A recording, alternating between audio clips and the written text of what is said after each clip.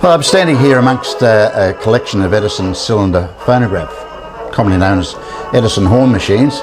I started my collection when I was about 18, so that's probably 50 years or so ago. I was very interested in old things, and I started working with an organisation called Dollar Cash Registers in 1966, and in those days it was decimal currency. A lot of the old brass cash registers were being traded in and gone to the scrap heap. So I rescued one and took it home, and I restored it, and my love of old things really came from that point on.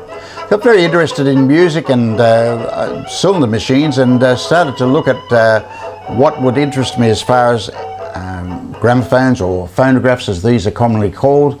And I decided that I would collect these cylinder machines because of the attractiveness of the horns. The horns, as you can see here, are all shapes and sizes, and they belt out a different sound. Some of them a lot louder than others. But in the homes in before the 1900s, this is what would be the mode of entertainment in the lounge room. So people would come home if they could afford one of these cylinders. In the beginning they were very expensive, but if they could afford one of these machines, it was mainly for the rich and those that had a bit of wealth in the beginning. And they would come home and put a cylinder on the machine and play their favourite music. Edison started the cylinder machines in 1877. He started with what he called a tinfoil phonograph, where he wrapped a sheet of tinfoil around a machine and wound it up, and a vibrating needle etched his voice on that machine. Now, to his amazement, he was able to play back that sound from that piece of tinfoil, and hence music very much started from that day forward. If you want to find more information about Edison's tinfoil phonograph, just click the button on top of your screen.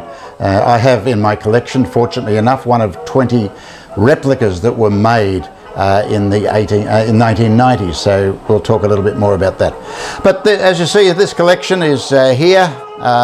It's a lifetime of collecting, some precious moments, and we'll play some of these machines a little bit later on. But as far as an introduction, it's my passion. It's what keeps me actively involved. I've researched the whole history of the sound industry, and particularly focused on Edison machines.